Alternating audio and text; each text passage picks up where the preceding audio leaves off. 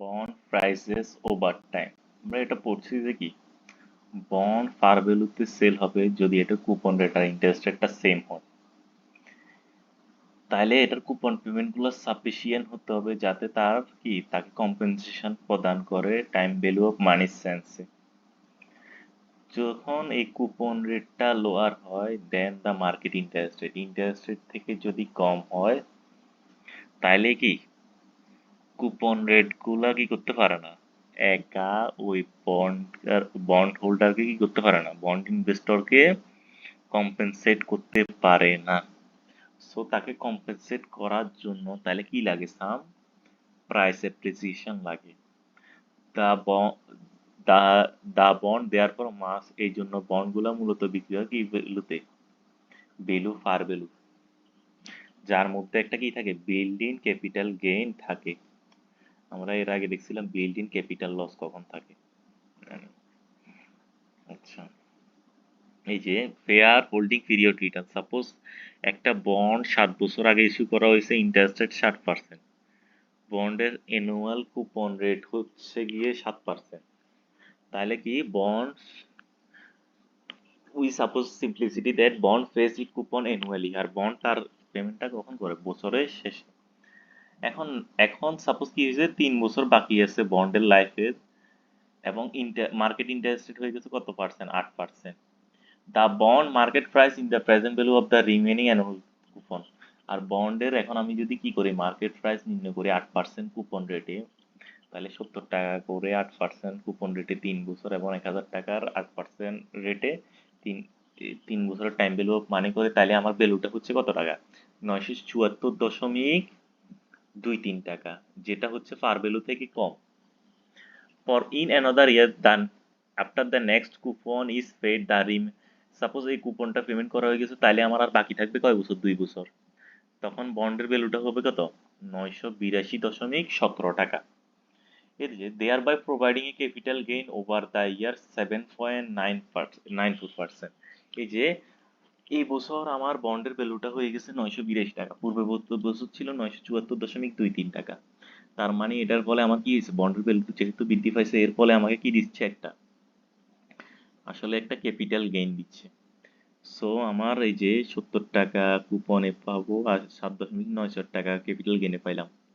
এটাকে যদি আমি 974.23 টাকার উপর হিসাব করি, এটা আসলে কি the rate of return currently available elsewhere in the market. এটা হচ্ছে কোন রেট, এমন একটা রেট যেটা মার্কেটে বিদ্যমান। আচ্ছা, when bond price is set according to the present value formula, any discount from par value provides an anticipated capital gain that will augment a value market coupon rate by just enough to provide a competitive total rate of return। বলতেছে যে কি, বন্ডের value যদি কি থাকে, বন্ডের value যদি ইয়া থেকে বেশি হয় তখন ডিসকাউন্ট ফ্রম পার ভ্যালু, যদি কমে যখন ইয়া করা হয়, কম ভ্যালুতে 1000 টাকার বন্ড 1000 থেকে কম ভ্যালুতে ইয়া করা হয়, তখন এই বন্ড থেকে কি সৃষ্টি হয়, ক্যাপিটাল গেইন সৃষ্টি হয়। এই যে coupon rate exceed the market interest, the interest rate income by itself greater than the available elsewhere in the market. Investor will beat up the bond price above par value as the bond approaches the maturity. Bond যত ম্যাচুরিটির দিকে যাবে কি হবে, পার ভ্যালুর দিকে কি করবে, বন্ডের ভ্যালুটা অ্যাপ্রোচ করবে। Its price will fall because fewer of these above market coupon payment remain. এই যে ভ্যালু ধীরে ধীরে হ্রাস পাচ্ছে, কারণ কি, কারণ তখন বন্ডের কুপন পেমেন্ট গুলা কমতেছে, প্রত্যেকটা বছর পর পর কমতেছে। The resulting capital loss offset the large coupon payment. আর যখন ফার ভ্যালু থেকে বেশি মূল্যে বিক্রি করা হয় তখন ক্যাপিটাল লস হয়, আর ক্যাপিটাল লস গুলা অফসেট হয় কিসের মাধ্যমে, কুপন পেমেন্টের মাধ্যমে। So that the bond holder again receives only a competitive rate of return. So তখনও তারা কি কম্পিটিটিভ রেট অফ রিটার্ন পায়। Problem 14 at the end of the chapter asks you to work through the case of high coupon bond. আচ্ছা, figure 14.6 এটা traces out the price path net of the accrued interest of two 30-year bond is selling at maturity, yield to maturity, যেটা হচ্ছে কি yield to maturity 8%, একটা হচ্ছে premium bond যেটার coupon rate above, one premium bond with a coupon rate above it's 8% yield, যেটার coupon rate 8% থেকে বেশি yield to maturity, আর অন্যটা হচ্ছে কি 8% থেকে কম, সেটা হচ্ছে discount bond. As the time passes and the bond approaches their maturity their price easily close in par value. যে এটা ফার ভ্যালুর দিকে ধীরে ধীরে কি হচ্ছে, অ্যাপ্রোচ হচ্ছে। কুপন রেট যেটা 12%, সেটা কি, সেটা ধীরে ধীরে কমতেছে, আর যেটা কম সেটা ধীরে ধীরে কি বাড়তেছে, প্রাইস বাড়তেছে। This means that discount bond will এই যে এই জন্য বলতেছে ডিসকাউন্ট বন্ড গুলা থেকে পাওয়া যায় ক্যাপিটাল গেইন, যেটা কি করে লো কুপন রেটকে কি করে অফসেট করে। আর প্রিমিয়াম বন্ড গুলা থেকে কি হয়, কি সৃষ্টি হয়, ক্যাপিটাল লস সৃষ্টি হয়, যেটা কি অফসেট করে ওই যে বেশি কুপনের টাকাটা।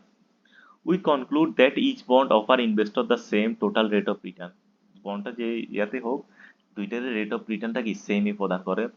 যদিও তা capital gain versus income component differ, যদিও বলতেছে কি ক্যাপিটাল গেইন আর ইনকাম কম্পোনেন্ট ডিফার করে, the prices of each bond set to provide competitivity as we should expect in well-being functioning capital market. So এটা এমন ভাবে সেট করা হয় যাতে কি হয়, মানে কি কম্পিটিটিভ একটা রিটার্ন প্রদান করে। Security return should be comparable on an after tax risk adjusted basis। বলতেছে if they are not, investor will try to sell low return security।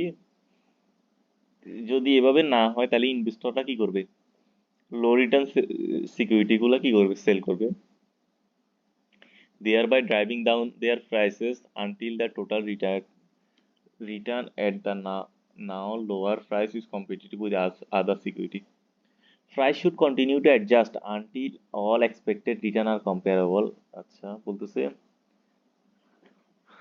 আমরা এই যে প্রাইস অ্যাডজাস্টমেন্টের এটা 14.1 এ দেখছি, compare the two bonds of maturing, একটা হচ্ছে August 2040 যে একটা কুপন রেট হচ্ছে 3.87, আচ্ছা এটা 14.1 দেখলেই হবে। এখন হচ্ছে yield to maturity versus holding period return। আচ্ছা, in example 14.10 the holding period return and the yield to maturity ছিল কি equal। The bond yield started and ended the year at 8%. The bond holding period return also equal 8%. This turn out to be a general result. When the yield to maturity is unchanged over the period, the rate of return of the bond will equal that yield। মানে আমরা বুঝছি যে কি, যদি কি হয় yield to maturity change না হয়, রেট অফ রিটার্নও কি হয়, সেম থাকে। যে সেটা আমরা ওই আগের এক্সাম্পল থেকে দেখছি। হাউএভার when yield fluctuate, যদি yield ফ্লাকচুয়েট করে, so will A bond rate of return, তখন বন্ডের রেট অফ রিটার্নটা হচ্ছে কি ফ্লাকচুয়েট করে।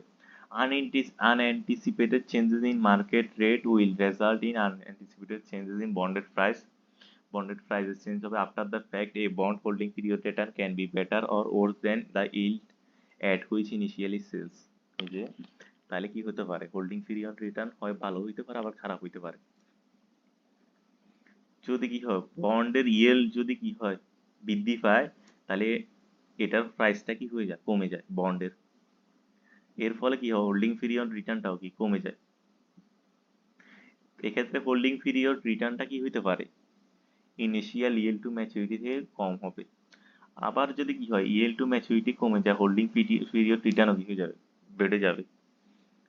আচ্ছা, এই যে একটা উদাহরণ দেখি, কনসিডার 30 ইয়ার বন্ড অ্যানুয়াল কুপন পেমেন্ট 80 এবং 1000 টাকা পার ভ্যালুতে বিক্রি হচ্ছে, যেটার ইনিশিয়াল ইয়েল টু ম্যাচুরিটি ছিল 8%। এখন এক বছর পর if the yield remain at percent over the year, the bond price will remain। যদি ইয়াটা 8% এ থাকে, yield to maturity থাকে 8% এ থাকে, তাহলে আমার রিটার্নটাও কি ওই সেমই থাকবে, মানে ওই 8%এই থাকবে। এখন সাপোজ ইলটা ফল করে ফেলছে, বেলো 8%, 8% থেকে কম হয়ে গেছে, তখন বন্ড প্রাইস কি হয়ে যাবে, ইনক্রিজ হয়ে যাবে। এই যে suppose the yield fall, the price increase to 1050। এই যে ইয়া কত হয়ে গেছে, yield কমে গিয়েছে, এর ফলে আমার বন্ডের ভ্যালু বৃদ্ধি পেয়ে 1050 হয়ে গেছে। তার মানে আমার হোল্ডিং পিরিয়ড রিটার্ন 8% থেকে বেশি। যে সাপোজ আমি তো বছর শেষে 80 টাকা পাবো, বন্ডের ভ্যালু ছিল 1000, 1050 হয়ে গেছে, আর 1000 মানে প্রাইস ইনক্রিজ হয়েছে কত, 50 টাকা। 80 আর 50 130, 1000 টাকার উপর 130 হচ্ছে 13%। আচ্ছা, এখন আজানটা শেষ হোক, তারপর আমরা শুরু করি।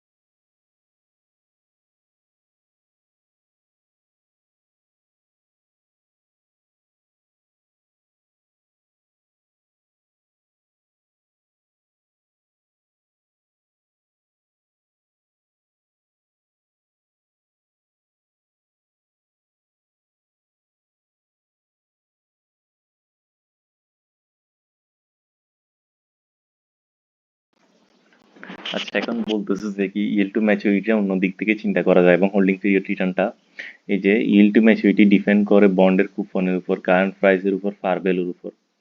All of this values are observable today, so yield to maturity can be easily calculated. এই যে yield to maturity commonly interpreted as a measure of the average rate of return if the investment in the bond is held until the bond mature. In contrast, holding period return is the rate of return over a particular investment period and depend on the market price of the bond at the end of the holding period. এই যে এটা তাহলে নির্ভর করে কিসের উপর? Market প্রাইসের উপর, বন্ডের end of the holding period কয় বছর ধরে রাখছি সেটার উপর।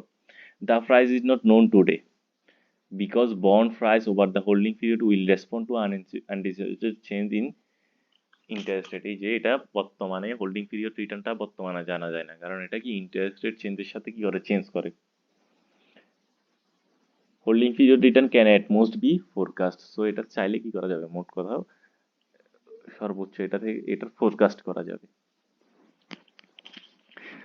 জিরো কুপন বন্ড আর একটা হচ্ছে ট্রেজারি স্ট্রিপ।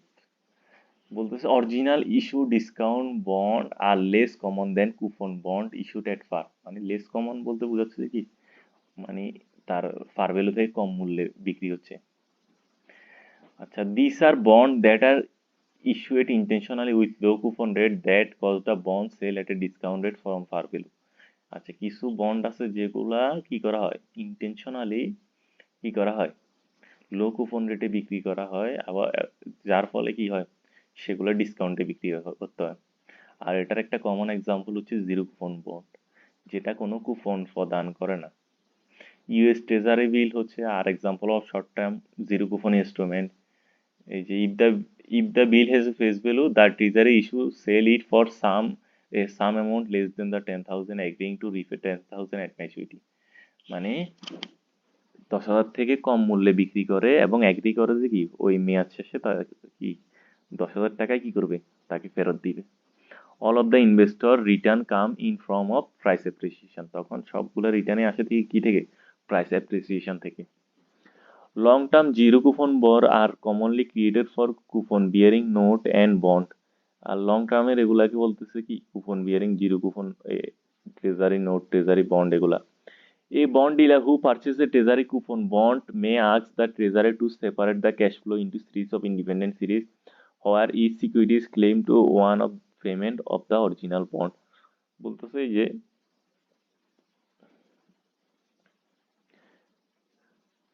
সে যে বছর শেষে মূল্যটা পাবে সেটাকে চাইলে কি করতে পারে, ক্যাশ ফ্লোতে সেপারেট করতে পারে। এই যে একটা উদাহরণ দেখি, একটা 10 বছর কুপন বন্ড টু বি স্ট্রাইপেড, সেটাকে চাইলে কত 20টা কুপনে কি করতে পারে, ভাগ করতে পারে। And each coupon payment would be treated as a stand alone zero coupon bond. The maturity of this bond would thus range from 6 months to 10 years.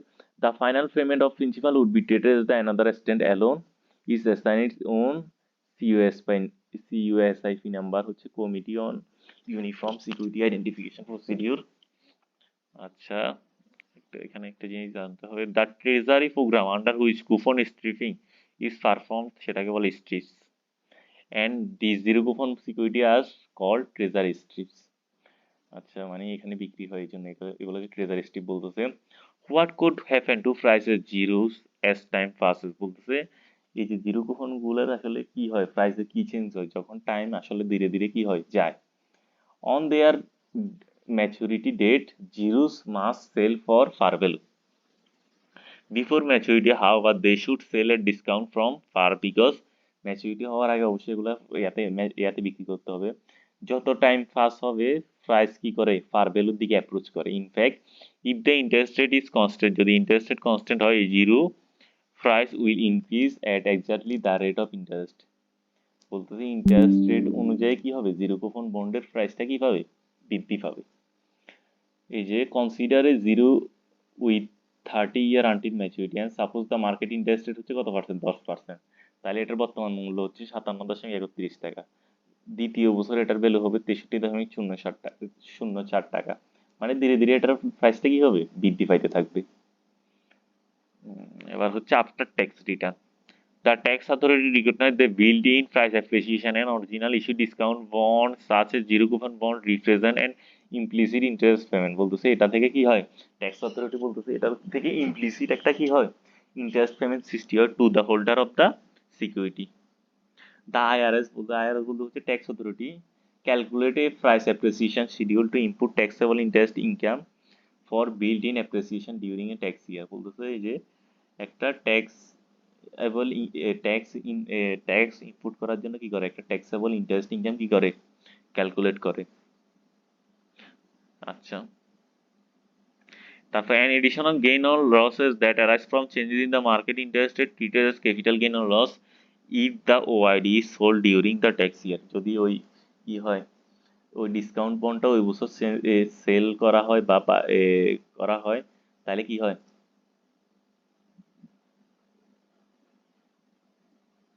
Sold করা হয়, তাহলে সেটা থেকে আরো একটা কি ক্যালকুলেট করা হয়, এডিশনাল ক্যাপিটাল গেইন ক্যালকুলেট করা হয়।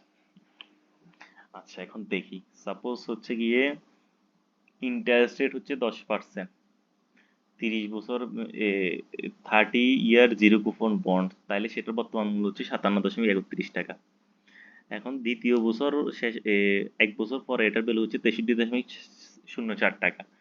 অর্থাৎ এই যে এখানে তার মানে যে ইনকামটা হয়েছে সেটা হচ্ছে ইন্টারেস্ট ইনকাম, কত টাকা, 5.73 টাকা। This amount subject to tax, এটার উপরে কি দিতে হয়, ট্যাক্স দিতে হয়। Notice the imputed interest rate income is based on constant yield method that ignore any changes in market interest rate. এখানে ধরা হচ্ছে কি কোনো ইন্টারেস্ট রেট কি চেঞ্জ হচ্ছে না।